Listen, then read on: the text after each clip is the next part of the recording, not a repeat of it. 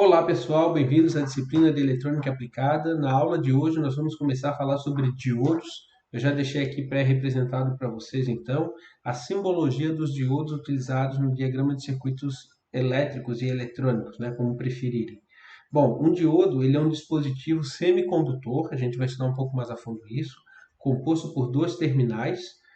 Aí ele vai estar submetido a uma tensão VD quando circular uma corrente ID, ok? Nós precisamos estabelecer, antes de começar a fazer análise de circuitos com diodos, algumas das suas características principais. Então, bom, vou começar a elencar aqui. Tá? O diodo ele é um interruptor passivo. A gente pode entender como interruptor passivo. O que isso significa? É que ele é um interruptor, ou seja, ele pode operar conduzindo ou bloqueado. Então, vamos botar aqui 2 apresenta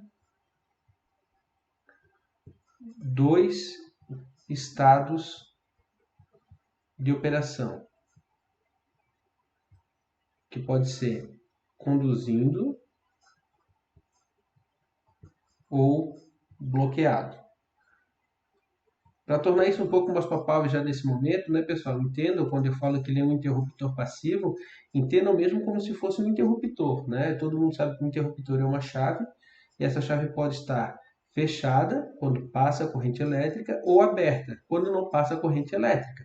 Lembre-se do interruptor das casas de vocês para o acionamento das lâmpadas, né? Vocês fecham quando querem que a lâmpada acenda e abrem quando querem que a lâmpada apague. Aquele interruptor que vocês têm, que todos nós temos em casa, são os interruptores mecânicos, certo? Por quê? Porque quem fecha o contato elétrico aqui é um dispositivo mecânico. Existe uma outra classe que são os eletromecânicos, também conhecido como relés, né? Então aqui eu tenho esse aqui para deixar registrado, é um interruptor mecânico. Existem os relés, né? Os relés então é uma bobina que aciona um interruptor mecânico. Então ele é dito aqui o relé, ele é um interruptor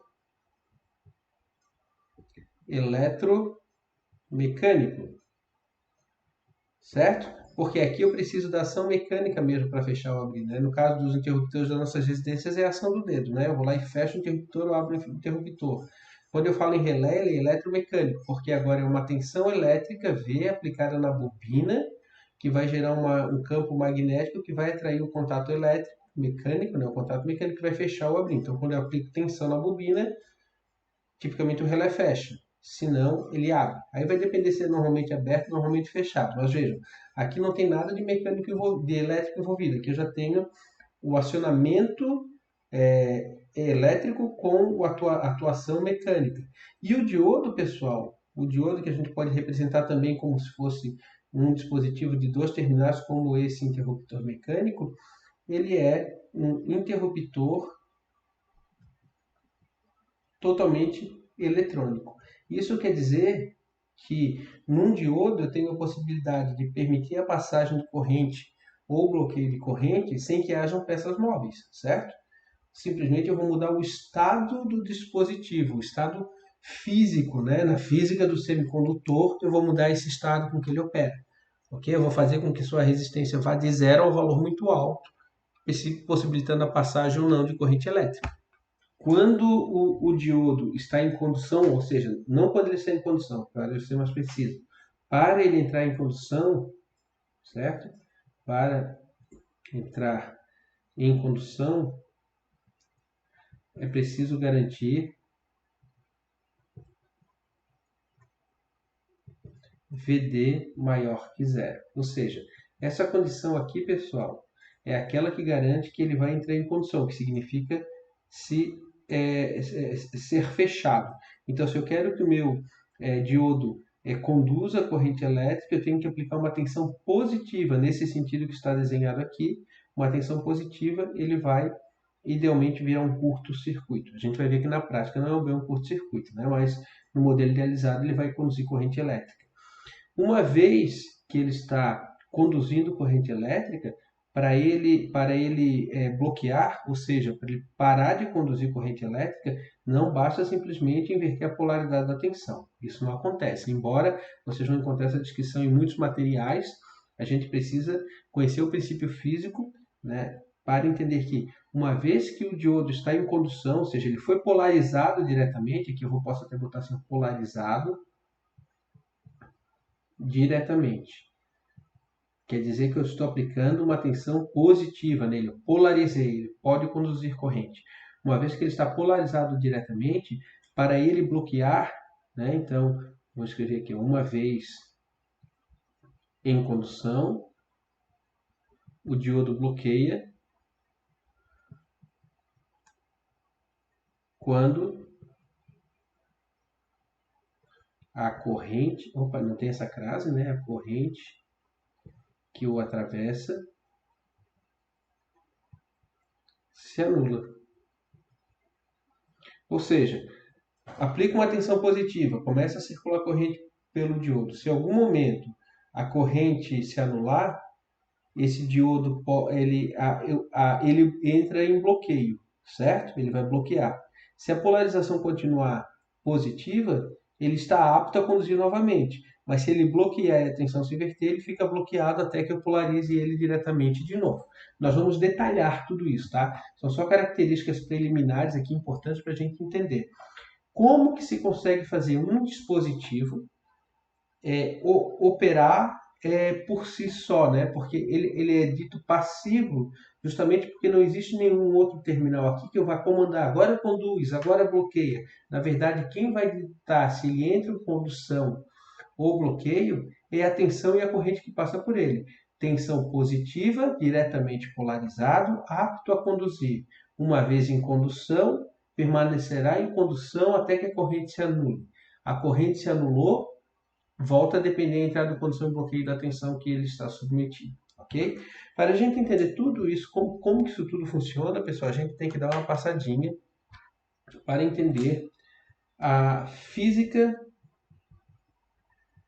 dos semicondutores. Condutores. Aqui.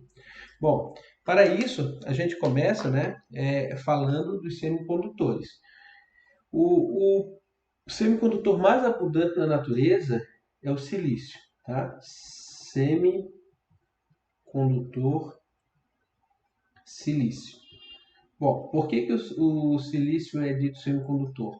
Porque ele apresenta, né, vou botar aqui, ó, 4 elétrons na camada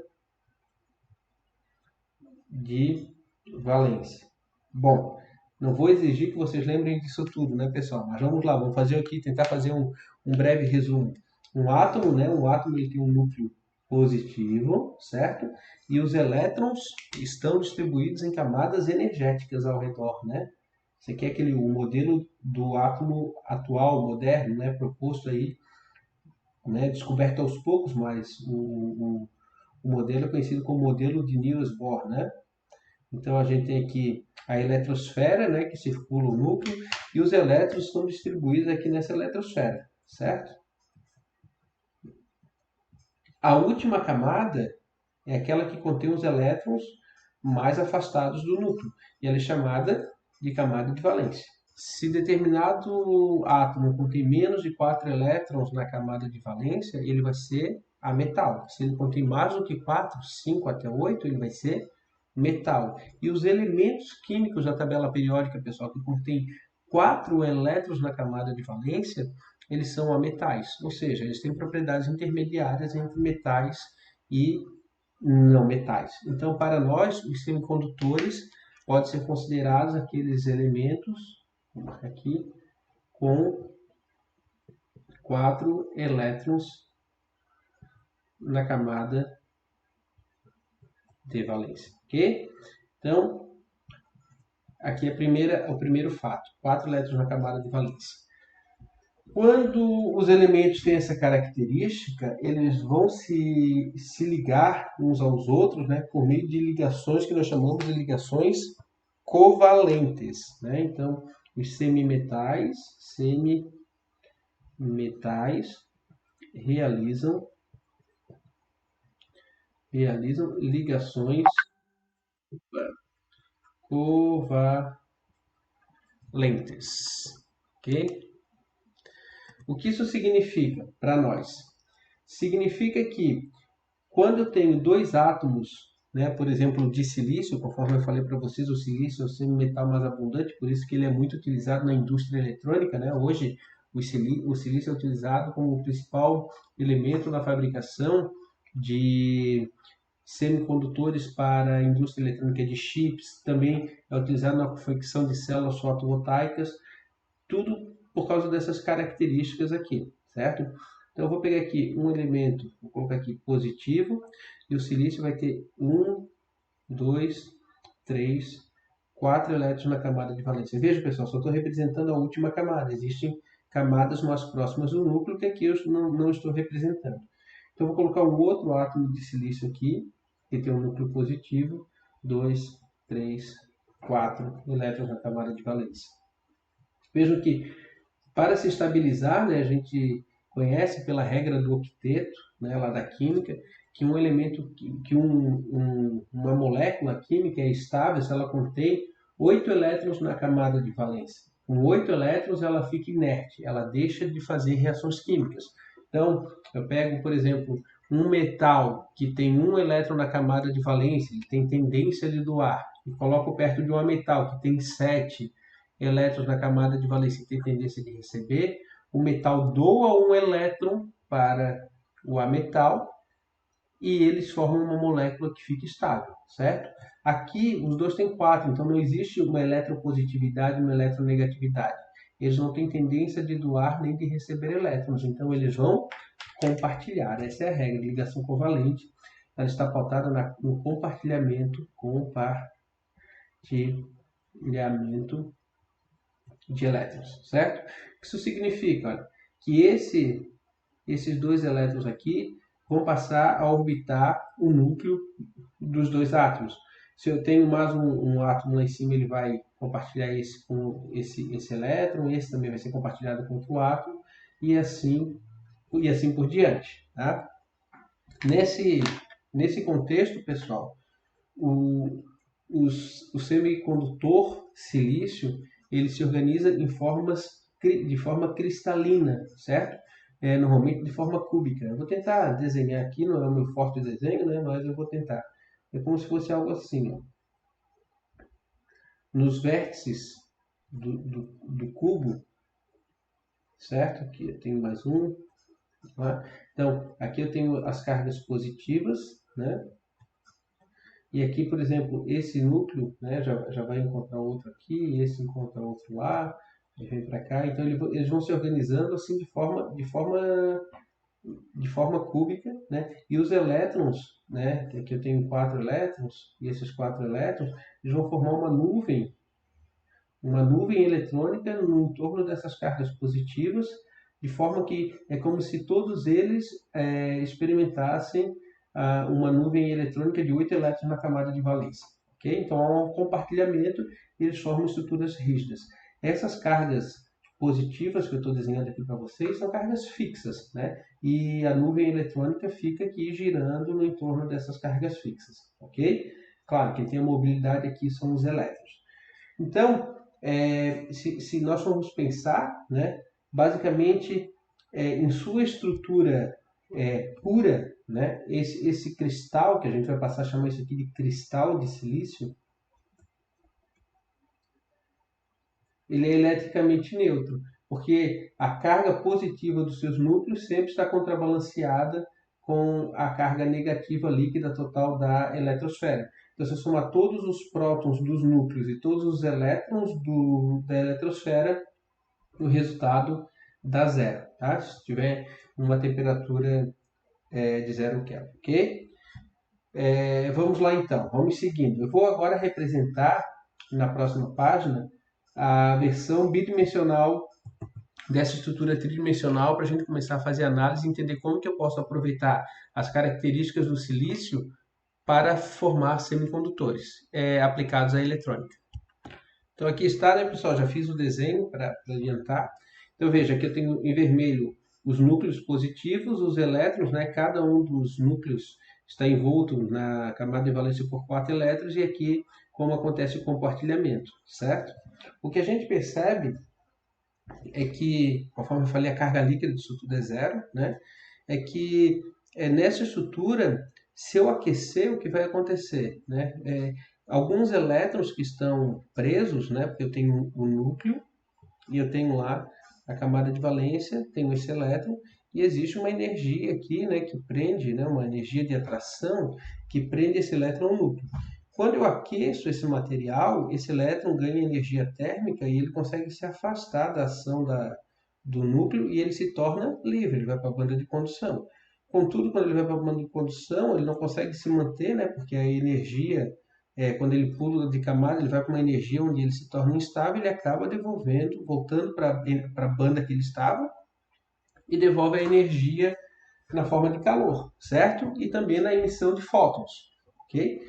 Mas isso não é relevante para nós, o relevante é apenas que o cristal de silício na sua forma pura, embora haja movimentação, né, de carga aqui dentro, essas cargas não ficam paradas, essas cargas negativas elas saltam, né, para outra camada, mas depois volta, o fluxo líquido de carga elétrica é nulo, ou seja, não existe um movimento ordenado de elétrons aqui dentro, ou seja, não existe corrente elétrica no semicondutor.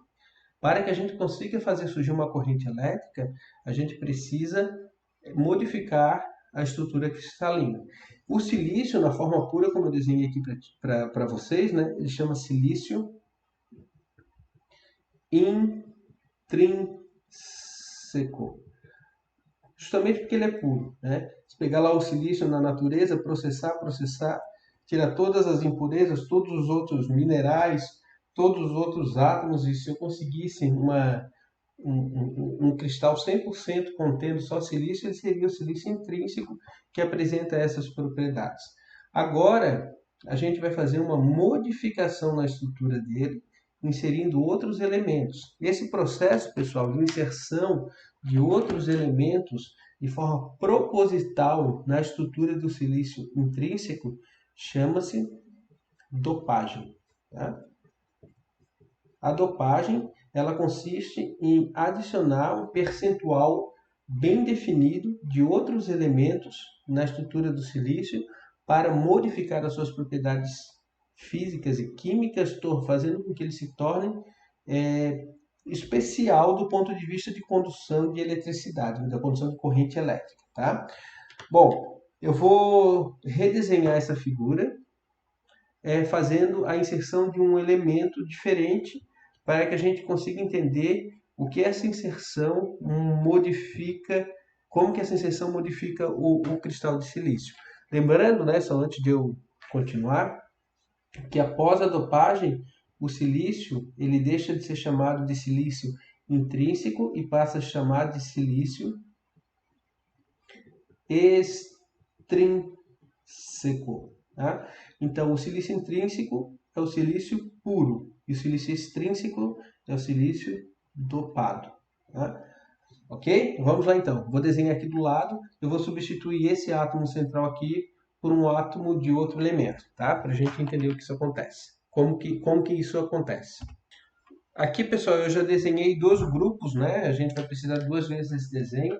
Então, vejam que eu repeti toda a base da representação, só deixei aqui um elemento diferente no centro, tá? E aqui também eu fiz a mesma coisa, deixei um elemento diferente no centro. E aqui eu não completei as ligações, porque eu não sei quantos elétrons esse elemento que eu vou colocar no centro ele vai ter. Mas vamos supor que eu escolha um elemento da tabela periódica que seja da família 5A.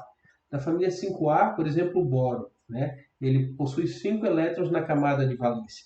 Então vamos colocar aqui os 5 elétrons do boro. 1, 2, 3, 4. Tem que colocar mais um aqui, certo?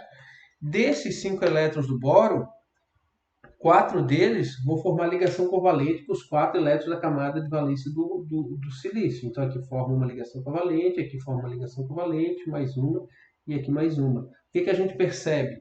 Que sobrou um elétron na camada de valência. Esse elétron, pessoal, ele fica solto aqui no retículo cristalino, certo?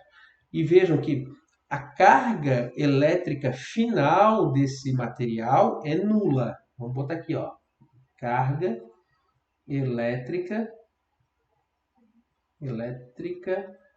nula. Por que nula se tem um elétron livre? Porque eu coloquei o boro em todo elemento químico, a carga elétrica do núcleo é igual à carga elétrica da eletrosfera. O boro tinha 5 elétrons na camada de valência, mas ele tinha uma quantidade de prótons no núcleo proporcional. Então, embora aqui eu tenha modificado a estrutura cristalina e tenha sobrado um elétron que se move pela estrutura, a carga líquida do cristal modificado, do cristal dopado, continua sendo zero. Então aqui eu tenho um material que tem carga elétrica líquida nula, mas contém um portador de carga negativo. Esse elétron aqui ele pode se mover, ele não está preso, né? Todos os outros também podem se mover, mas esse aqui, porque os elétrons é a nuvem eletrônica, ele está andando, mas esse aqui não está formando par com ninguém. Em algum momento, esse elétron pode cair na vaga desse, e esse aqui fica livre se movendo pelo cristal, ok? É isso que vocês têm que entender. Tem mobilidade eletrônica aqui, certo? Esse material aqui, pessoal, eu vou fazer o seguinte, ó, eu vou dividir a página desse jeito, vou colocar a seta para lá e tudo que eu escrever nesse campo se refere a esse material. Tudo que eu escrever nesse campo é esse outro material que eu vou falar ainda. Então, esse aqui tem um elétron em excesso, certo? Por ter um elétron em excesso, ele é chamado tipo N, N de negativo.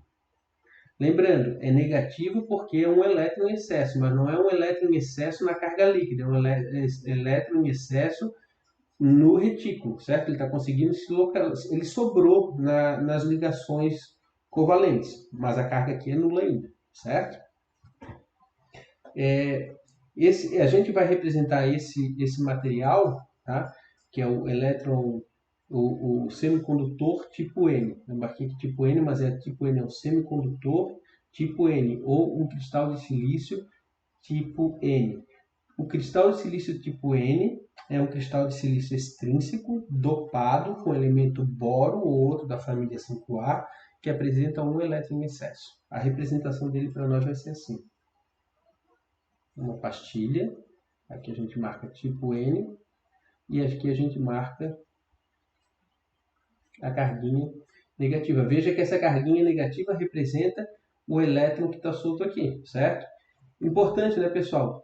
No material eu não vou colocar só um átomo de boro. É um percentual, por exemplo, 1, 2% de boro. Então eu vou ter vários elétrons sobrando aqui nesse material, certo? Que estão aqui livres no retículo, que não fazem ligação covalente com os átomos de silício. No de baixo, a gente pode fazer uma análise semelhante. Só que, ao invés de botar um elemento da família 5A, o que se costuma fazer é adicionar um da família 3A. Por exemplo, o fósforo. Tá? Se eu colocar aqui, então, um átomo da família 3A, que é o fósforo, ele vai ter 3 elétrons na camada de valência. E esses 3 elétrons na camada de valência do fósforo vão realizar 3 ligações covalentes com 3 dos elétrons da camada de valência do silício. Ok? E vai faltar agora um elétron para formar a 4ª ligação covalente. Então, isso aqui, pessoal, vai ser chamado para nós de ausência de um elétron, que a gente chama de lacuna. Ou seja, ele tem uma lacuna em excesso. Uma lacuna em excesso. Pois bem, no material semicondutor, né, quando ele está dopado tipo N, esse elétron ele se torna livre aqui para se locomover pelo retículo, né, já que ele não faz ligação covalente com nenhuma outra. E não é necessariamente o mesmo elétron sempre, porque ele pode cair aqui na vaga de outro, esse outro se locomove, ou seja, eles vão se movendo dentro do material. Aqui é a mesma coisa. Eu tenho uma vaga, né? Mas esse elétron aqui, por exemplo, em algum momento pode cair nessa vaga e a vaga vem para cá. Então, do ponto de vista de deslocamento, a falta do elétron se move pelo material também. Ou seja, assim como o elétron tem mobilidade, a lacuna também tem mobilidade. E justamente, né, fazendo uma analogia, já que o excesso do elétron no retículo foi chamado de material tipo P, semicondutor tipo N, o excesso da lacuna então vai gerar um semicondutor tipo P, certo? De positivo. Aqui. O que é muito importante que vocês percebam é que aqui também a carga elétrica é nula, certo? Porque o fósforo tem um elétron a menos, mas ele tem um próton a menos também, ok? Então, e a representação dele para nós aqui vai ser assim, tipo P, e eu vou representar assim.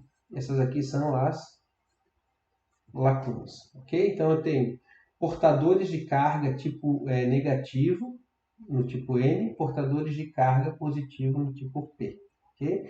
A gente chama de portador de carga, tá, pessoal? Portador de carga é aquele elemento dentro do cristal silício que se move e ele porta uma carga. Pode ser uma carga negativa no silício tipo N ou uma carga positiva no silício tipo P.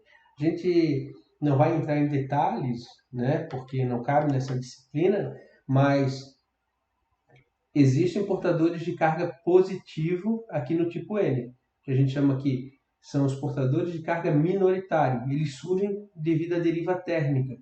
Quando eu aqueço o material acima de 0 Kelvin, vai haver aqui um fenômeno de excitação e vai haver a separação dos portadores de carga e pode ser que eventualmente surja uma carga positiva aqui, só que é uma fração muito, muito pequena, né? São os portadores de carga minoritária. Então, no silício tipo N, elétron é o portador de carga majoritário e lacuna é minoritário. No silício tipo P, a lacuna é o portador de carga majoritário e os elétrons são minoritários. Tá? O que é interessante que a gente vê, né, a gente perceber aqui, pessoal, é que tanto o silício tipo N quanto o silício tipo P tem carga, vou repetir, elétrica líquida nula. Porque essa representação aqui é só dos portadores, mas lembrando que aqui dentro desse material tem prótons, né? Esses aqui são os elétrons, mas tem prótons aqui dentro também, e a carga líquida é nula. A mesma coisa aqui, carga elétrica líquida nula. Ok? Agora que a gente já conhece o silício tipo N e o silício tipo P, vamos juntar os dois para a gente ver o que acontece. Então, pessoal, é justamente no momento que a gente faz a unificação metalúrgica do silício tipo N com o silício tipo P, é que a mágica acontece. Porque, vejam, quando eu faço essa junção, naturalmente, né, eu estou criando agora uma fronteira em que existe excesso de elétrons de um lado, ou seja, cargas negativas, móveis com excesso de lacunas do outro, ou seja, cargas positivas móveis. Né? Quando eu faço essa junção, os elétrons em excesso do lado do tipo N vão migrar para preencher as lacunas do tipo P. E as lacunas que estão livres no tipo P vão migrar para o outro lado da fronteira para capturar os elétrons do outro lado, ok? Então, o que a gente pode imaginar? Né? Que esse movimento de carga vai acontecer indefinidamente até que as cargas móveis se cancelem, né? Se recombinem 100% e não haja mais carga disponível. Ou seja, se todas as lacunas tipo P capturarem do tipo P, um elétron do tipo N, ou todos os elétrons do tipo N se recombinarem com lacunas do tipo P, não vai haver mais carga móvel e o sistema vai entrar num estado de regime permanente. Mas isso não acontece dessa forma, porque vejam só, vou redesenhar aqui embaixo. Vou colocar aqui uma pastilha um pouco maior, certo? E vou concentrar as cargas mais desse lado, e aqui eu vou fazer a mesma coisa. Tá? Uma pastilha um pouco maior e vou colocar as cargas positivas aqui desse lado. Esse aqui é o tipo P e esse aqui é o tipo N. Notem que quando esse elétron livre está desse lado, ele migra para outra. Eu vou até fazer aqui nas proximidades, né? Porque na verdade eu tenho aqui elétrons, tá? E aqui eu tenho, desse lado aqui eu tenho lacunas, vai ficar mais fácil de vocês entenderem se eu colocar aqui mais pertinho. Quando esse elétron aqui migra para aquela lacuna, certo? Aqui eles se recombinam. Mas lembrando, quem é esse elétron? Esse elétron, pessoal, existe um núcleo, existem, né, elétrons nos entornos aqui e tem lá um elétron livre, né? Esse é o elétron que sobrou. Quando esse elétron aqui migra para o outro lado, ele deixa para trás de si outros elétrons e uma carga positiva. Se antes a carga positiva se contrabalanceava com os elétrons, agora quando deixou um elétron, essa carga aqui, total que fica, eu vou até desenhar de preto, ela se transforma em uma carga fixa, porque lembre-se lá da estrutura, né? A carga está aqui, eu tinha vários elétrons girando e agora um elétron foi lá para o outro lado, ou seja, aqui vai ficar uma carga fixa e o resultado da carga líquida aqui nesse entorno vai ser uma carga positiva. A mesma coisa vai acontecer quando esse elétron for para o outro lado, vai ficar uma carga fixa positiva. E aqui também.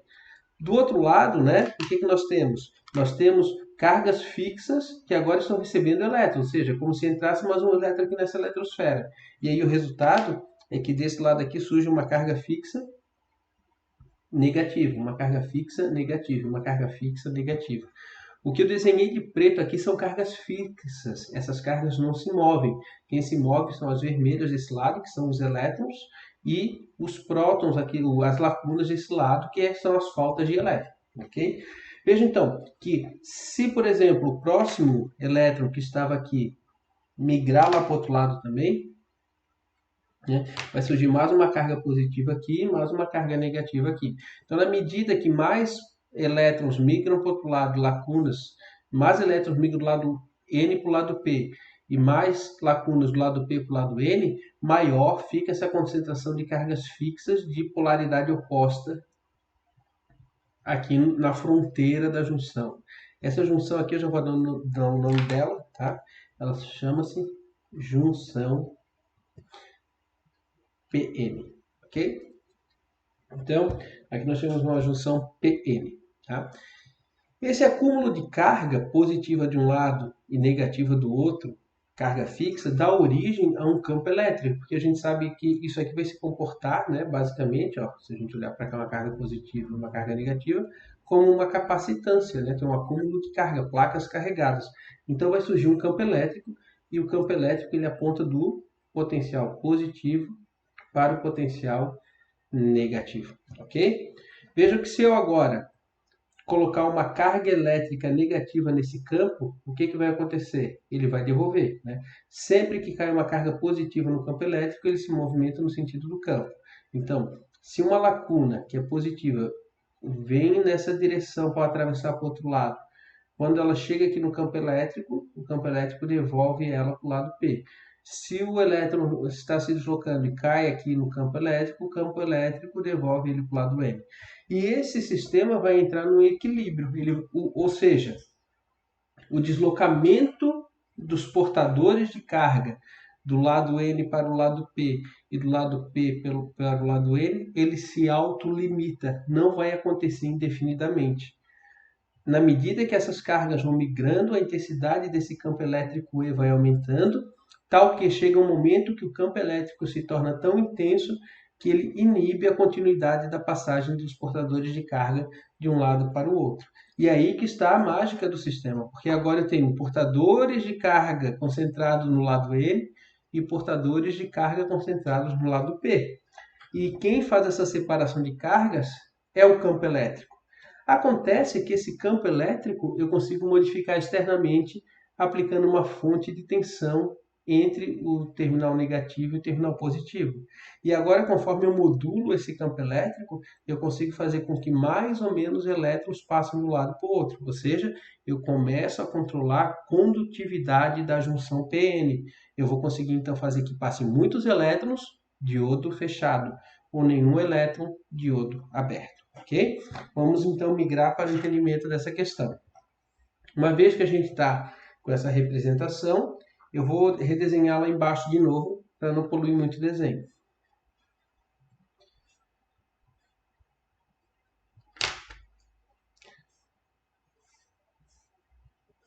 Aqui, pessoal. Então, nós temos, de forma bastante simples, cargas positivas aqui nos entornos da junção PN e negativa aqui do lado N eu tenho carga positiva na fronteira e do lado P eu tenho carga negativa na fronteira. Os portadores de carga aqui são negativos, os portadores de cargas aqui são positivos. Vamos fazer agora o cenário. Isso aqui está unido metalurgicamente, tá, pessoal? Isso aqui é uma junção, uma coisa só, tá? Vamos supor agora que eu pegue externamente e adicione uma fonte, tá? Primeiro eu vou fazer o seguinte, eu vou colocar a fonte assim, com essa polaridade, ou seja, o mais aqui e o menos aqui. Aqui é a minha fonte externa E, certo? Eu vou chamar de fonte externa V, porque E eu já tinha representado como sendo o campo elétrico aqui na junção PN.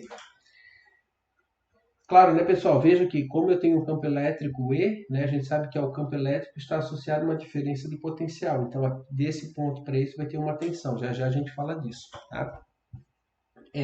Veja que quando eu coloco uma fonte externa com essa polaridade, né, lembrando que esse aqui é o meu diodo, não falei isso para vocês, tá? Quando eu junto, né, um semicondutor tipo N com semicondutor tipo P, eu formo uma junção PN, e a junção PN é justamente o diodo, tá? E vejam que a gente vai fazer já uma analogia com aquela representação que eu tinha mostrado para vocês antes, tá? Aqui está. Veja, quando eu coloco a fonte com essa polaridade, quando eu coloco carga positiva nesse lado, positivo no terminal negativo, o que vai acontecer?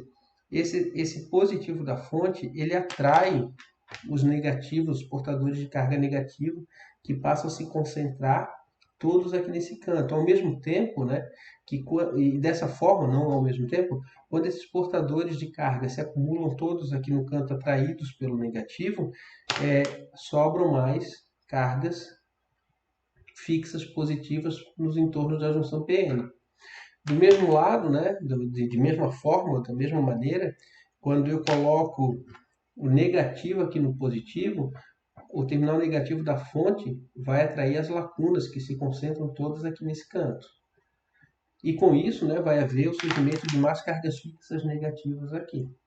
Vejam que nessa condição a intensidade desse campo elétrico aumenta e vai ser cada vez mais difícil, né, conforme eu aumento a tensão dessa fonte, essa concentração de cargas se acumula nos extremos, se torna mais difícil um elétron passar para esse lado, ou aliás, uma lacuna passar para o lado N e um elétron passar para o lado P.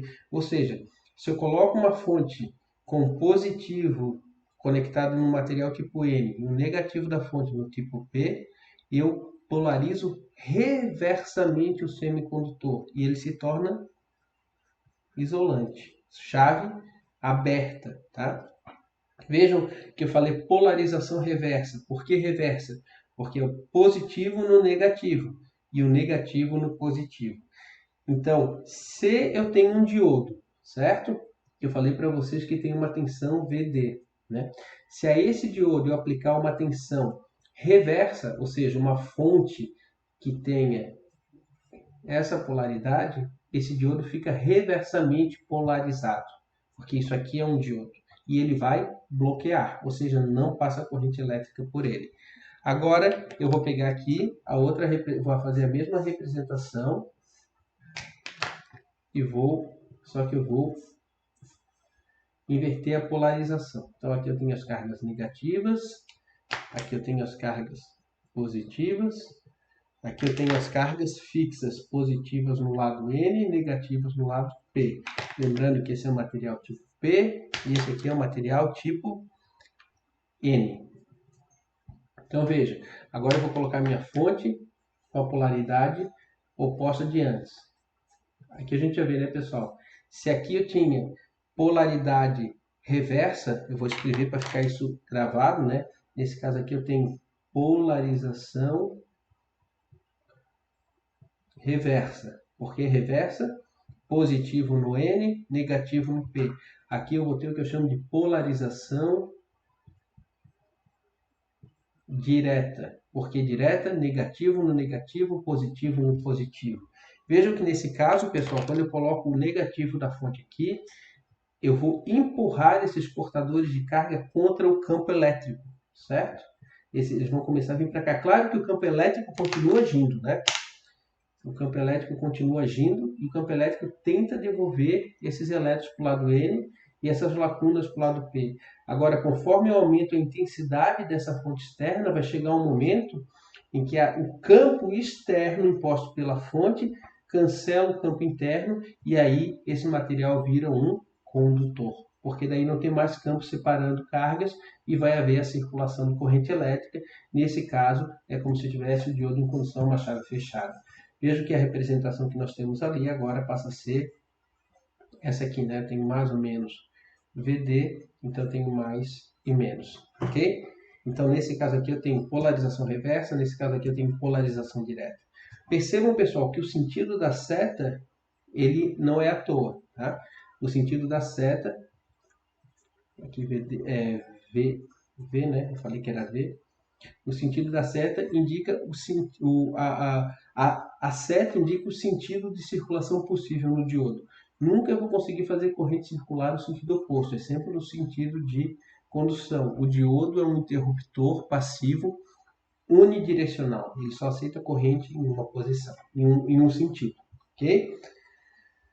O que mais que a gente pode falar sobre isso? Olha só, esse terminal, na representação do diodo, né? Eu tenho os dois terminais, né? Esse terminal aqui, ele é chamado de anodo, e esse aqui é catodo. Por que recebe esse nome? Porque, olha só, anodo é aquele que tem carga negativa, e catodo é aquele que tem a carga positiva. Então, se a gente olhar para a estrutura, a gente consegue verificar uma analogia entre essa representação e essa representação aqui. Bastando verificar que o anodo, então, vai ser o material tipo P, porque aqui na fronteira da junção ele tem cargas fixas negativas, então aqui é como se fosse o lado P, e o catodo vai ser o lado N. Né? Fica estranho pensar, né? Anodo é tipo P e catodo é tipo N, mas é justamente porque o anodo, o tipo P concentra cargas negativas na fronteira, cargas fixas negativas, e o material tipo N concentra cargas fixas positivas na fronteira. Tá? Para vocês não esquecerem, né, eu vou dar uma dica aqui que a gente usa, qual que é o anodo, qual que é o catodo. Tem aqui o diodo, né? Tanto aqui pergunta qual que é o anodo, qual que é o catodo. Vejam que aqui ó, forma um K ao contrário. Ó. Aqui tem um K ao contrário. Esse aqui é o catodo, esse aqui vai ser o anodo. Tá? Então, para que o diodo conduza, é necessário que a tensão positiva seja aplicada no anodo e a negativa seja aplicada no catodo. Ok, pessoal? Então, fica mais ou menos explicado a física dos semicondutores, como que isso funciona. Né? Então, para esse diodo entrar em condução, eu preciso de uma tensão externa, certo? Que é uma fonte externa, que vai cancelar o efeito do campo elétrico se ele estiver diretamente polarizado. Se estiver reversamente polarizado, ele não fica apto à condução. Lembrando, né, que se eu polarizar diretamente e estiver passando corrente, se eu inverter o sentido da tensão, não é suficiente para ele bloquear. É necessário que a corrente se anule primeiramente, porque se já tem fluxo de elétrons, já tem um campo estabelecido, então depois que a corrente zerar, é que ele vai entrar e permanecer bloqueado. Tá? Aqui eu havia falado para vocês que devido a esse campo elétrico, vai surgir uma diferença de potencial na junção, e essa diferença de potencial eu vou chamar de VD, que está aqui. Essa tensão VD relacionada ao campo elétrico tem a ver com a quantidade de portadores de carga do lado N e do lado P, e isso depende do processo, pessoal, de dopagem. Tá?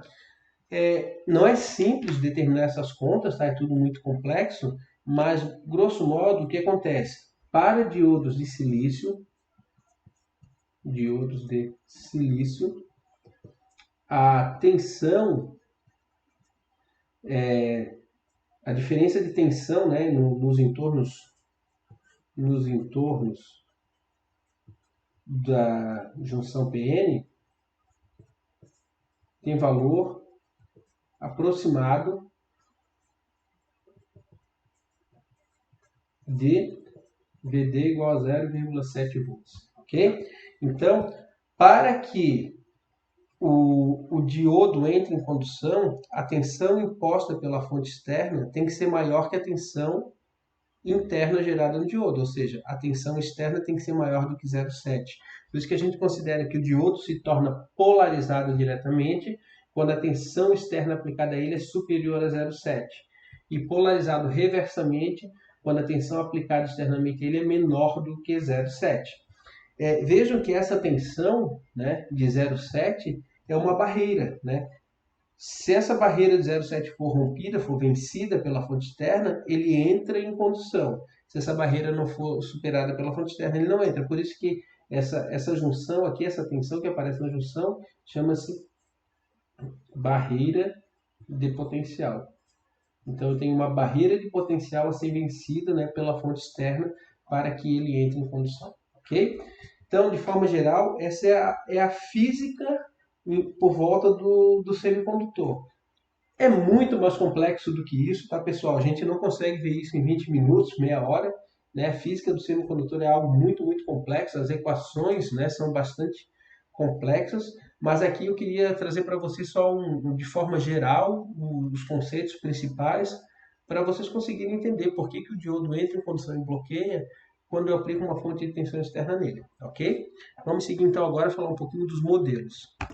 Quando eu falo em modelos, pessoal, o que eu busco é uma representação simplificada em termos de circuitos elétricos que me permita associar a tensão VD aplicada ao diodo com a corrente T que o atravessa. Lógico que a gente viu, né, que o diodo ele tem a característica de se comportar como interruptor aberto e interruptor fechado, então seria meio simples pensar, né, que vai ser corrente zero quando a chave está aberta e uma corrente que é definida pela carga quando está fechada.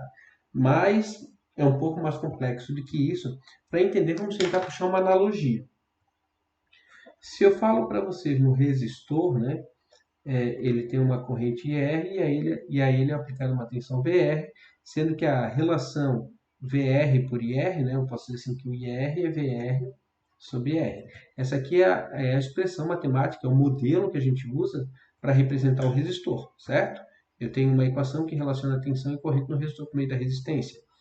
Eu tenho uma equação similar para o capacitor, né? Eu tenho aqui o IC, eu tenho aqui a tensão VC, e eu tenho aqui o IC é igual a C dVC dt. Veja que novamente eu consigo relacionar a corrente e a tensão. Então eu tenho um modelo matemático bastante apurado aí que descreve a corrente e a tensão no capacitor. O indutor também, né, pessoal? Eu tenho um indutor, uma corrente L, uma tensão VL, e a gente sabe que VL é igual a L dIL dt. Novamente, uma relação entre tensão e corrente no indutor. Para o diodo, também existe uma equação que descreve o comportamento entre a sua corrente e a sua tensão. Essa equação é conhecida como equação de Shockley, e ela diz que a corrente no diodo ela é igual a uma corrente de saturação que multiplica uma exponencial de VD, que é a tensão aplicada ao diodo, dividido por NVT, tudo isso menos 1, ok? Está aqui a equação. Eu vou tentar descrever primeiramente cada um desses termos e depois a gente vê o que eles representam matematicamente e fisicamente. Bom, o ID é a corrente no diodo. O VD é a tensão no diodo. Basicamente, essas aqui são as nossas grandezas de entrada e saída. Dado que eu aplico um VD, eu quero saber qual é o ID, ou se eu aplicar um ID, eu quero saber qual é o VD. IS, pessoal, chama-se corrente de saturação reversa. Tá? Por quê? Olha só, a corrente de saturação reversa é uma corrente muito pequena, aí da ordem de nanoamperes ou menos, tá? Que percorre o diodo no sentido oposto, estando ele diretamente polarizado ou não. É uma corrente muito, muito pequena. Tá? Quando o diodo está reversamente polarizado, idealmente a corrente que passaria por ele deveria ser nula. Mas se nós formos fazer medições com precisão, a gente vai ver que existe uma corrente se deslocando no sentido oposto. Essa corrente é a corrente de saturação reversa. Okay? Infelizmente, essa corrente, apesar de ser muito pequena, ela é dependente da temperatura. Posso dizer que extremamente dependente da temperatura. Existe uma equação empírica para conseguir calcular o valor da corrente de saturação reversa em função de alguns parâmetros. Eu vou botar essa equação aqui a título de curiosidade, tá? Mas a gente vai considerar que a corrente de saturação reversa no valor de 1, 2 nano depende do enunciado dos nossos problemas. Se algum dia vocês se depararem com problemas, forem fazer circuitos com muita precisão com diodo, é importante levar a variação da temperatura nos cálculos, tá? Então, essa equação fala que a corrente de saturação, ela é uma corrente de saturação zero, que multiplica T sobre T0 ao cubo, vezes uma exponencial de Q vezes EG, dividido por VT menos VT0. Está aqui. Essa é a equação. Tá? Eu vou descrever o que é cada um desses termos para vocês. Mas antes, pessoal, eu vou corrigir aqui um pequeno erro. É VT0 menos VT. Então, eu vou cortar a equação, tá? Porque a gente não pode levar ela com erro, tá? E eu não vou começar tudo do zero novamente nesse slide. Então, nós vamos considerar assim, o IS é igual a IS0, que multiplica T sobre T0, elevado ao cubo, vezes E na QEG, dividido para VT0 menos VT, ok? Olha só, o que essa equação está falando? Que, dada a realização de um ensaio para determinar a corrente de saturação reversa numa temperatura conhecida T0 e eu meça IS0, a partir da temperatura que estava no momento da medição do valor da corrente medida, eu consigo corrigir o valor da corrente de saturação para qualquer outro valor de temperatura. Então, o T aqui é a temperatura que eu desejo a correção. O T0 é a temperatura em que eu fiz a medida. E S0 é a corrente que foi realizada na medida. O Q, pessoal, é a carga do elétron, que vale 1,602 vezes 10 na menos 19 coulomb. É constante. O EG, o EG significa Energy Gap, né, que é energia de banda proibida. Para o silício, ele é constante, aproximadamente 1,12 elétron-volt. Basicamente, o EG é a energia, né, que separa o elétron da camada de valência do núcleo, certo? Então, eu tenho o núcleo positivo e tenho aqui o elétron da camada de valência, eu tenho aqui uma energia, né, que separa esse elétron da banda de condução, para ele se tornar totalmente desprendido do núcleo. Então, para o silício, é 1,12 elétron-volts. VT e VT0, veja que o VT aparece aqui também, né? O VT se chama tensão térmica, né? E ela é dada por KT sobre Q. O Q a gente já definiu aqui, e o K é a constante de Boltzmann, certo? E vale 1,38 vezes 10 na menos 23 Joule por Kelvin, ok? Então, veja, e o VT0, né? O VT0 passa a ser, VT0 é K vezes T0 sobre Q. Veja que K e T são constantes, aqui e aqui, né? O T0 também é conhecido, então esse VT0 é um número, o VT0 é conhecido, é constante. E o VT? O VT depende da temperatura em que está o ensaio. Então vejam aqui, o que eu entro nessa equação? Eu entro com IS0 e T0, o Q é constante, o EG é constante, o VT0 é constante e o VT depende de T. Então, eu entro com a temperatura T aqui e aqui e consigo saber quanto que é a corrente de saturação nessa nova temperatura, ok? Só para vocês saberem como se realiza esse cálculo. Contudo, conforme eu falei, nós vamos considerar que a corrente de saturação reversa nos nossos problemas é constante. Então, hipótese. Já é uma hipótese simplificativa, tá? A gente vai considerar IS constante. Então, essa variável aqui a gente já determinou. O VD e o D a gente já terminou. O que é o N? O N é chamado de constante de emissão ou constante de idealidade do semicondutor. A gente viu que o diodo é feito de silício, né? Então, nós vimos também que para fazer o diodo, ele é purificado primeiro e depois ele é dopado. Se eu conseguisse ter um silício intrínseco 100% puro, pessoal, ele só teria como elementos externos os elementos dopantes. Contudo, por mais que o processo de purificação para obter o silício intrínseco seja hoje muito apurado e garanta um fator de qualidade 99,999%, ainda existem impurezas não controladas. Se essas impurezas são muito altas, elas mudam a forma da curva que a gente vai estudar daqui a pouco, né? E para fazer essa correção, então, das curvas em função da qualidade do semicondutor, é que existe esse coeficiente adimensional, ele não tem unidade, N na equação. Então, a gente considera que o N ele está compreendido entre 1 e 2. Se o N for igual a 1, o silício é ideal. Se ele é 2, ele vai ser, vou dizer assim, muito não ideal, tá? Então ele pode ser 1.1, 1.2. Quanto mais perto do ideal, quanto melhor for o processo fabril, mais perto do ideal é a curva, mais próximo de 1 é o N. Aqui a nossa hipótese é que N seja igual a 1, ou seja, diodo ideal, ok?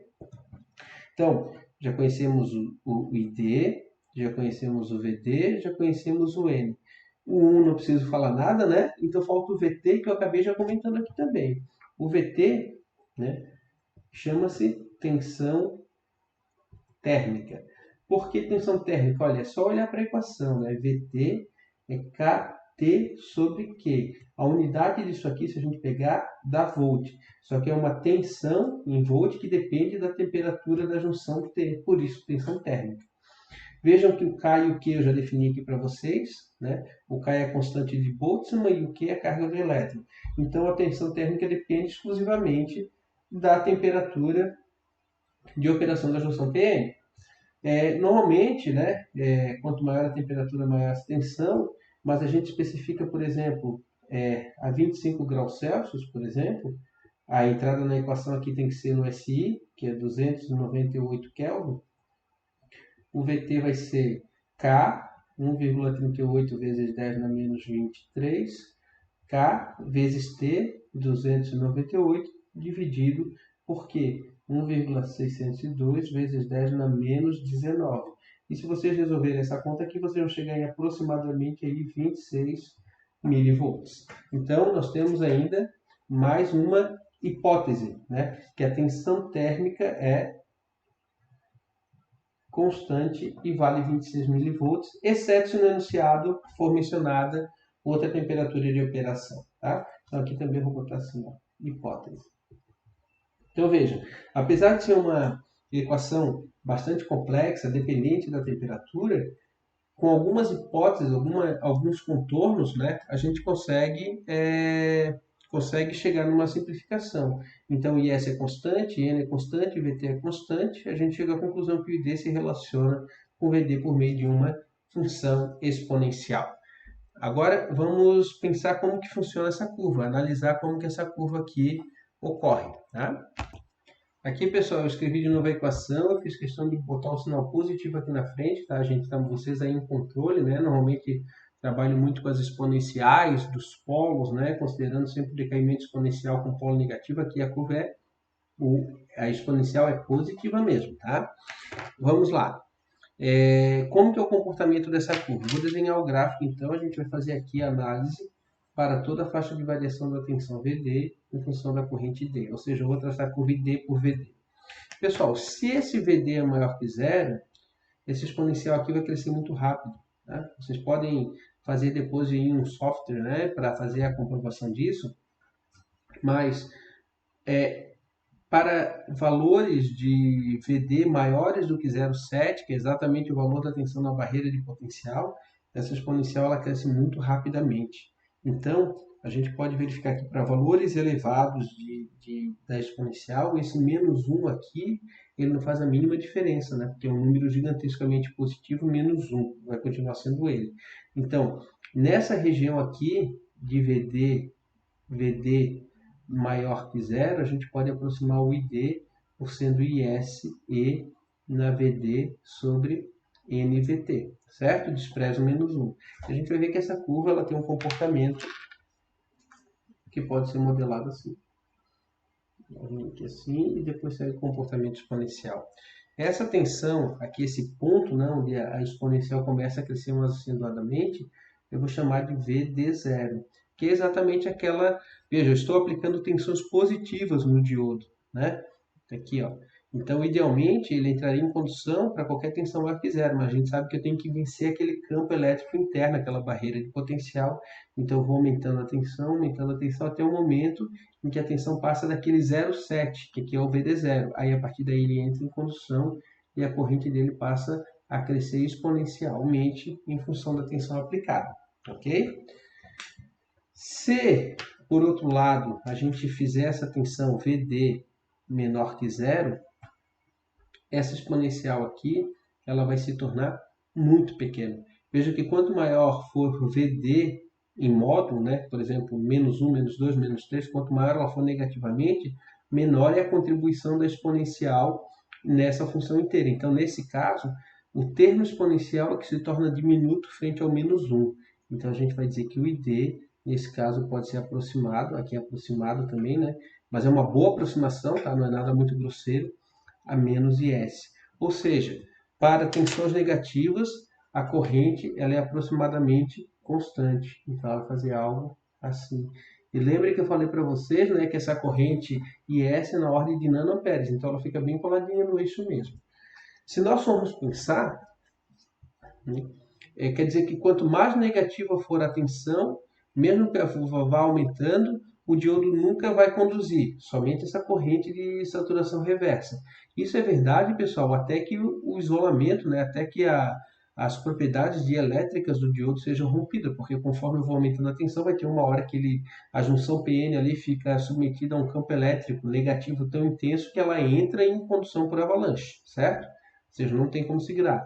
Aí, para uma tensão aqui que eu vou chamar de VRR, que é a tensão de ruptura reversa, ele vai voltar a entrar em condução com tensão negativa, tá? Só que, assim, não é o mesmo patamar, tá? Por exemplo, aqui, ó, o VD0 é na ordem de 0,7 volts. Esse VRR é a tensão reversa máxima que pode ser aplicada em cima do diodo se ele conduza. Isso aqui depende, é uma especificação de catálogo, mas pode chegar aí a 500, 1000, 1200 volts, tá? Então, quando eu faço o projeto, né, de um circuito com diodo, eu tenho que garantir que a tensão reversa aplicada no diodo não vai ser ultrapassada, senão ele vai entrar em condução por ruptura. Tá? Essa é a curva. Então, agora nós temos um desafio, né, que é resolver circuitos com diodo utilizando essa função exponencial. Isso não é nada fácil, tá? Eu vou começar a mostrar para vocês aqui, então, como que seria uma resolução de circuito bem simples. Vamos imaginar que eu tenha uma fonte de tensão de 10 volts, eu tenha um diodo e tenho uma carga aqui, sei lá, vou colocar 10 ohms. E eu quero que vocês calculem, né, a corrente que passa nesse resistor, ok? Primeira coisa, né, pessoal? A gente não sabe se esse diodo está diretamente polarizado ou não. Para esse circuito aqui é meio que lógico que ele vai entrar em condução, porque eu estou aplicando o positivo já aqui no anodo, né? Então eu estou no sentido, a corrente circula nesse sentido, ok? Então a gente pode assumir que ele vai estar em condução, mas qual seria o jeito correto de fazer? Eu vou assumir que ele esteja em condução, fazer os cálculos e no final verificar se ele realmente está em condução. Qual é o problema aqui? Vamos lá. A gente quer equacionar o circuito. O que nós vamos ter? Vamos fechar a malha, né? Eu tenho menos 10, certo? Mais VD, que é a tensão que vai ter aqui em cima, mais a resistência vezes a corrente, isso é igual a zero. Vou fazer assim para a gente chegar no problema. Estou tentando ir como a gente normalmente faria se fosse um outro elemento de circuito aqui. Fechei a malha, né? A malha que circula aqui é o IR, que é o próprio ID, né? Lembrando que esse circuito ele só tem nó simples, então é um circuito serial, que a corrente no resistor é igual a corrente no diodo. Então, aqui, né, eu posso substituir o IR por ID tranquilamente. Então, tem que VD mais 10 ID é igual a 10. E aí eu vou chegar aqui, VD, que é a tensão do diodo, mais 10 vezes o ID. E o ID tem aquela equação para ele, né? O ID IS E na VD sobre A sobre N VT. Considerar que ele está aqui na região de polarização direta, então eu vou usar essa aproximação. Eu vou colocar aqui então 10 IS E na VD sobre N VT, e isso é igual a 10. Vejam, né, pessoal, que aqui eu chego em uma equação que ela é de difícil solução, porque o VD aparece tanto fora da exponencial quanto na exponencial. Eu não vou conseguir isolar o VD aqui jamais. Então, para eu resolver essa equação, eu tenho que fazer um método iterativo. Eu vou fazer aqui 10 IS, né, vezes E na VD sobre N VT é igual a 10 menos VD. E aí agora eu vou variando. O IS aqui eu assumo, por exemplo, como sendo 1 nano, o VT eu assumo como sendo 26.000 e o N igual a 1. Aí essa equação ficaria assim, ó, 10 vezes 10 nano, né, que dá 10 na menos 8, que é 10 vezes 10 na menos 9, vezes E na VD sobre 1 para o N, 26.000 para o VT, igual a 10 menos VD.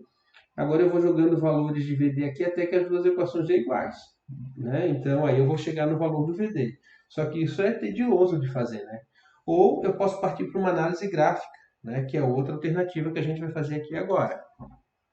Mas antes disso, vamos marcar então aqui que esse caso aqui é de difícil solução, né? Veja que é difícil solução num circuito extremamente simples, né? Eu cheguei numa equação transcendental que eu não vou conseguir isolar. Porque pensa, para eu eliminar esse exponencial, tem que tirar o Ln, mas daí vai aparecer o Ln de VD e VD fora. Também não dá para resolver, né? Agora pensem, eu sei que o ID é igual a IS E na VD sobre N VT. Essa é a minha primeira equação. E eu também sei, né, pessoal, que o IR é igual a ID. E quanto que é o IR? É a tensão aplicada nesse resistor, que é 10, para esse caso, menos VD, dividido por 10. Então, eu tenho uma outra equação aqui, ó. 10 menos VD é a tensão no resistor dividido por 10. Com isso, eu posso escrever uma outra equação para ID, que é igual a 1 menos VD sobre 10. Ou ID é igual a 1 menos 0,1 VD. Ó, aqui eu tenho uma equação e aqui eu tenho outra equação. E agora eu faço o traçado das duas equações. Vou fazer aqui do lado. Seria um outro método de solucionar o problema, que é pela análise gráfica. Eu traço os dois, ó, relaciono o ID em função de VD. O primeiro eu sei que é exponencial, então vou desenhar aqui exponencial. E o segundo, eu sei que é uma reta decrescente, né? Quando eu faço VD igual a 0, ele vai estar em 1. E quando eu faço ID igual a 0, ele vai estar em 10. Então vai ser uma reta que vai fazer algo assim, sei lá, fora de escala, né? Não importa. O que importa para nós é que vai ter esse ponto aqui de cruzamento. Aí, como eu estou no gráfico VD por ID, aonde elas se cruzam é o ponto de operação. Então aqui eu tenho a tensão que o diodo vai operar e aqui a corrente que vai passar pelo diodo. E a corrente que passa pelo diodo é a própria corrente que passa pela carga, certo? Então, podemos solucionar esse problema por meio de uma solução iterativa ou por uma análise gráfica. As duas são difíceis. Essa aqui também é difícil de solução. Essa aqui não é difícil em si, né? Mas ela requer o uso de um software para fazer o traçado dos gráficos e uma análise rápida. Isso é pouco prático. Então, é por isso que quando a gente trabalha com diodos, a gente não usa o modelo exponencial. A gente busca modelos mais simplificados, tá? E esses modelos mais simplificados a gente vai discutir agora. O primeiro modelo que a gente vai abordar, pessoal, é o mais utilizado para as abordagens rápidas, né? Que é o modelo ideal, certo? Esse modelo ideal do diodo considera que o diodo se comporta exatamente como um interruptor ideal e que quando ele está conduzindo a queda de tensão entre seus terminais vale zero, ou seja, o VD em condução vale zero, e quando ele está conduzindo a tensão é zero e a corrente que passa por ele é qualquer uma, né? Vai depender do circuito, e quando ele está aberto, então ele não permite a passagem de corrente nenhuma, ou seja, aqui eu teria chave fechada nessa primeira condição, né? Tensão igual a zero. E aqui fechado. Ou aberto, aí sim, né? Aqui. Aí eu tenho ID igual a zero. Ok? Se nós formos fazer a representação dessa curva para poder comparar com a idealizada, o que nós teríamos era algo desse jeito aqui, né? Eu tenho aqui a curva VD por ID.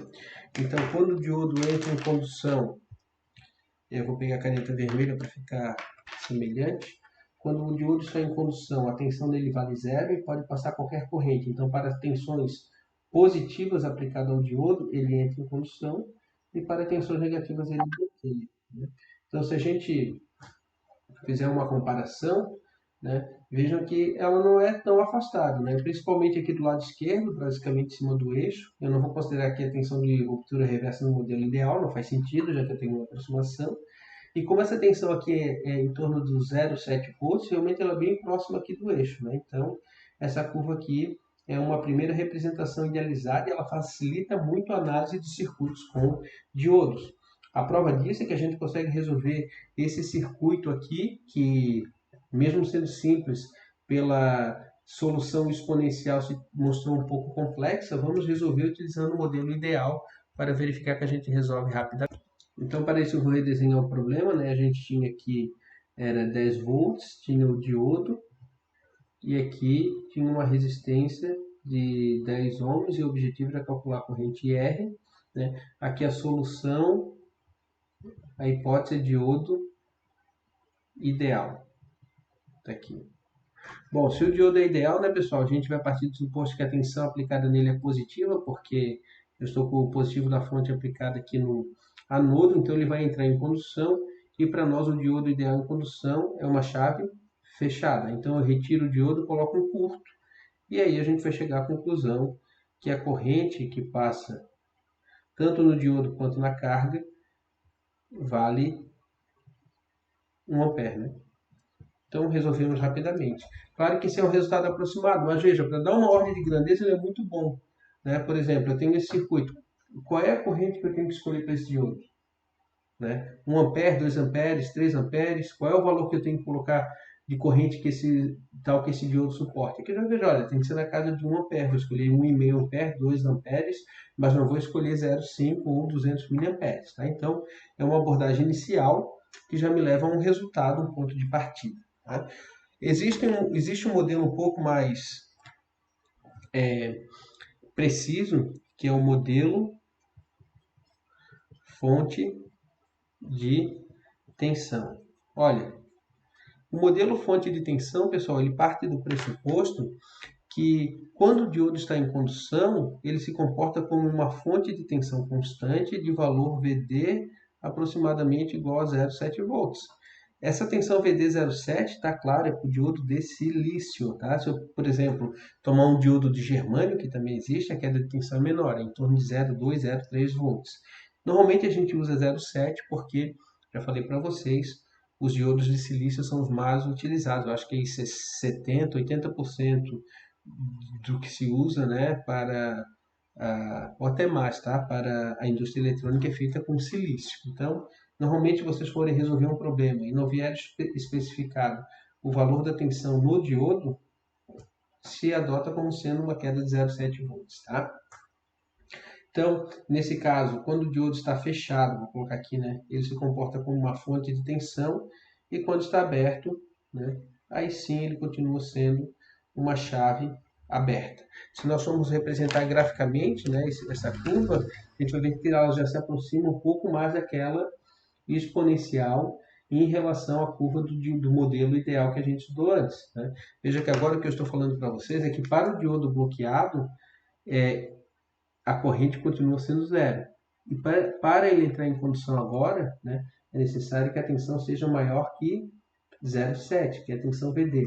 Mas uma vez que esse patamar seja alcançado, o diodo se comporta como uma fonte constante, não tem a característica exponencial. Mas veja que ela já se aproximou mais do modelo ideal, certo?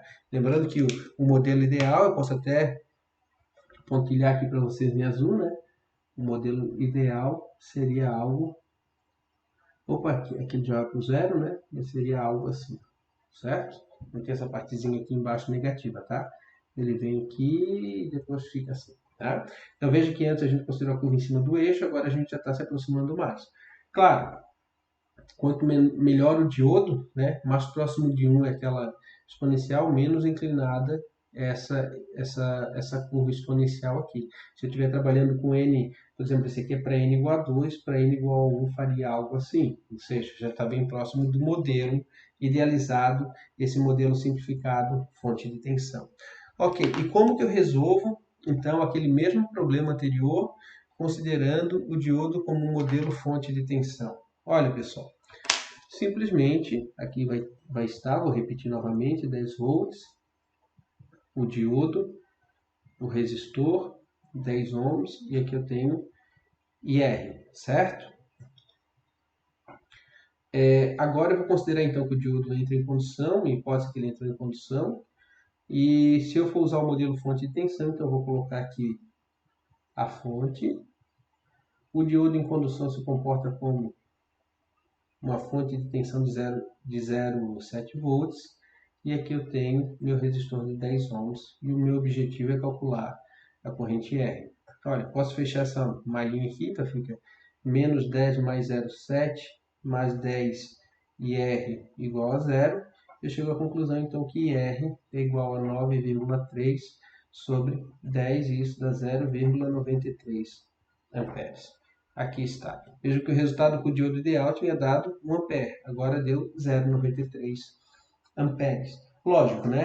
Aqui eu não havia considerado a queda de tensão no diodo. Se existe uma queda de tensão no diodo, os 10 volts não aparecem em cima da resistência, aparece uma tensão de 0,93 no modelo, considerando fonte de tensão, e a corrente vai ser 0,93. Existe uma diferença aqui, logicamente, né, pessoal? Mas de 1 para 0,93 a gente vê que o modelo ideal já levou um resultado satisfatório, ok? É possível ainda a gente usar um terceiro modelo, que é o último que a gente vai abordar aqui, tá? Que é o modelo fonte de tensão mais resistência. Ou também é chamado de modelo seccionalmente linear, tá, pessoal? Porque o problema aqui é que eu tenho uma exponencial, né? Vejo que, na verdade, o que eu estou fazendo é aproximando sempre o meu modelo por segmento de retas, né?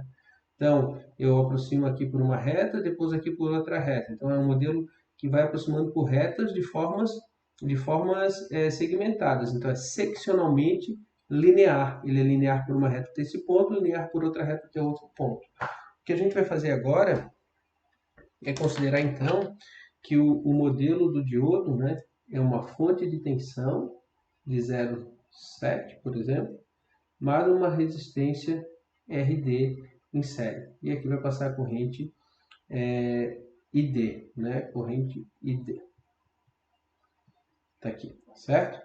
Lembrando que a corrente entra no positivo do diodo aqui, eu desenho ao contrário, nessa corrente aqui aponta para baixo. Vou até riscar isso aqui tudo e vou colocar a corrente certinho aqui, ó, ID, certo? Corrente entra no positivo, corrente está aqui, ó, ID entra no positivo, corrente ID entra no positivo, tá?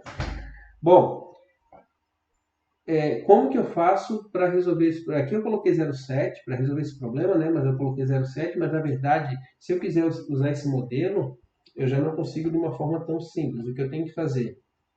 Eu tenho que ir lá no catálogo do fabricante, pegar a curva exponencial que o fabricante dá, né? Aí eu vou pegar aqui esse termo aqui, onde essa exponencial aqui, né, ela começa ficar mais reta, eu traço uma tangente aqui, venho aqui, tomo esse ponto aqui eu vou considerar como sendo VD, e aí eu consigo determinar aqui o VD, que é o valor da tensão dessa fonte, e eu determino aqui a inclinação θ dessa reta.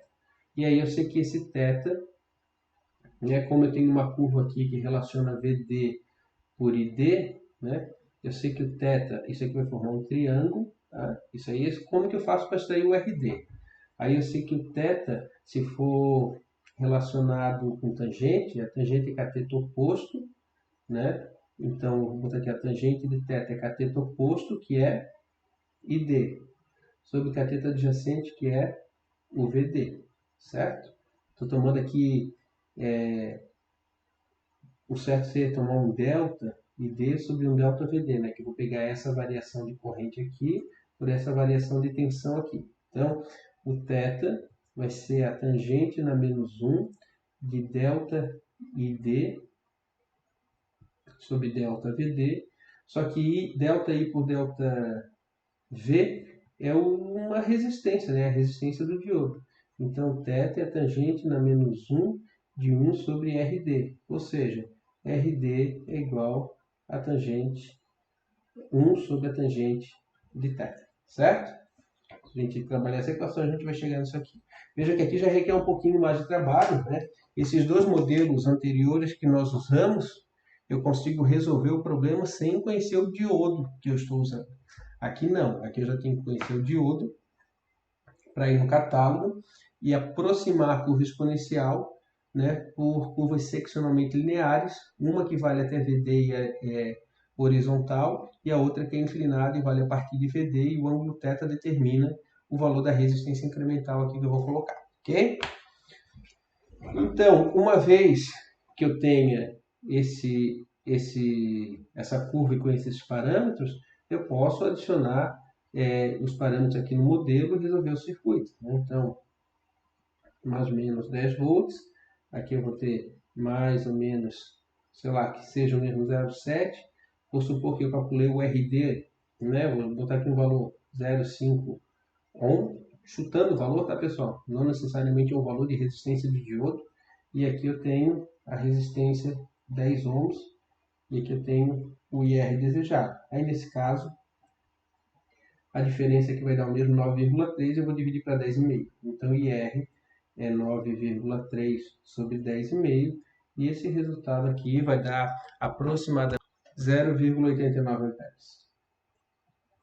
Tá aí. Então, veja, é um procedimento, né, um pouco mais sofisticado, vamos dizer assim, mas mesmo assim ele me permite uma solução analítica do problema, né? Diferentemente do método do modelo completo, exponencial, que requer uma solução iterativa ou uma solução gráfica. Então, com os três modelinhos aqui que eu apresentei para vocês, em ordem crescente de complexidade, a gente consegue bons resultados. Se vocês resolverem um problema utilizando os três métodos do exponencial, vocês vão ver que realmente esse aqui é o que mais se aproxima, logicamente, né? Mas esses dois, vejam que a variação aqui não deu muito grande, né? A variação aqui foi aí em torno de 10%, de 1 para 0,9. Quando que o uso de um modelo ou outro se torna necessário? Olha, pessoal, quando a tensão da fonte aqui for muito baixa, obviamente que a queda de tensão de 0,7 volts no diodo vai fazer muita diferença. Se eu estou trabalhando com 1 volt na fonte, 0,7 é 70% dela. Então, usar um modelo simplificado ideal aqui vai dar um erro absurdo. Agora, se eu estou trabalhando com 100 volts na entrada, 0,7 é menos de 1%. Então, o erro vai ser pequeno. O que nós temos que ter em mente é sempre isso. Quando que eu vou usar um modelo ou outro? Depende das especificações do circuito externo, tá? Normalmente, para valores reduzidos de tensão aqui, é ideal usar mesmo o modelo exponencial, corrigir pela temperatura e aí por aí em diante, tá? Se as tensões são maiores, que na maioria dos casos a gente trabalha com tensões aqui de 15, 20, 100, 1000 volts, né? Também tem diodo para 1000 volts. Aí essas quedas de tensão de 0,7 aí, 0,65, 0,8, se for 0,7, 0,8, 0,9, o erro é muito pequeno frente ao valor da fonte de 100, 200, 300 volts, então a gente pode usar um modelo mais simples, ok? Era isso, pessoal. Eu encerro aqui essa aula. Eu espero que vocês tenham aproveitado. Não deixem de fazer exercícios. Eu vou postar a lista lá no Moodle. Dúvidas, entrem em contato. Agradeço aí pela paciência. Bons estudos a todos.